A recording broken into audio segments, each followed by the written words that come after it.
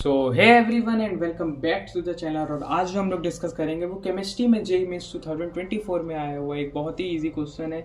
इसमें हमसे आपका केमिकल बॉन्डिंग का ये क्वेश्चन है। तो इसमें हमसे क्या पूछा गया, which of the following has highest dipole movement. बहुत ईजी ये हमारा क्वेश्चन है, नीट में भी बहुत बार आया है ये। तो देखिए इसमें पूछा गया हाईएस्ट डाइपोल मूवमेंट किसका होगा। तो देखिए एक हमारे पास ऑप्शन है NH3, NF3, PF5 और PCl5। जैसा आप लोग जानते हैं PCl5 जो होता है इसका जो स्ट्रक्चर हो जाता है वो हो जाता है हमारा ट्राइगोनल बाइपिरामिडल। ठीक है, अब इसमें क्वेश्चंस कैसे कैसे एनटीए फ्रेम कर सकता है, इसमें हमसे कई बार मैचिंग से पूछ सकता है कि इनकी ज्योमेट्री क्या होगी। सारे ऑप्शंस दे दिए, उसके 4 पार्ट्स दे दिए तो उससे मैचिंग हो गई, प्लस उसका हाइब्रिडाइजेशन पूछ सकता है। तो देखिए PCl5 हो या PF5 हो, इसका जो हाइब्रिडाइजेशन हो जाता है वो हो जाता है sp3d। ठीक है, 31415। और ये PF5 का भी हाइब्रिडाइजेशन sp3d हो जाएगा। अब देखिए Cl यहाँ पे मोर इलेक्ट्रोनेगेटिव एलिमेंट है, ये अपनी तरफ इलेक्ट्रॉन खींचेगा, Cl भी अट्रैक्ट करेगा, तो ये दोनों तो न्यूट्रलाइज हो गए।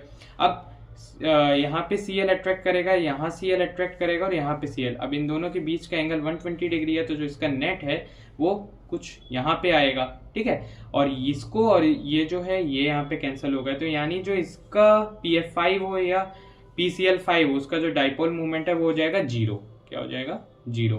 अब NH3 और NF3 में क्वेश्चन बनता है। NH3 का जो आपका यानी स्ट्रक्चर या ज्योमेट्री कहते हैं, जो ज्योमेट्री है वो होती है आपकी ट्राइगोनल पिरामिडल। क्या होती है? Trigonal pyramidal. NF3 की भी और NH3 की भी। NH3 का अगर हम लोग केस देखते हैं तो ये N H H और एक N के ऊपर वन पेयर ऑफ, मतलब एक लोन पेयर हो गया। ठीक है, NF3 का अगर हम लोग केस देखेंगे N F F और यहाँ पे F और यहाँ पे एक लोन पेयर हो गया।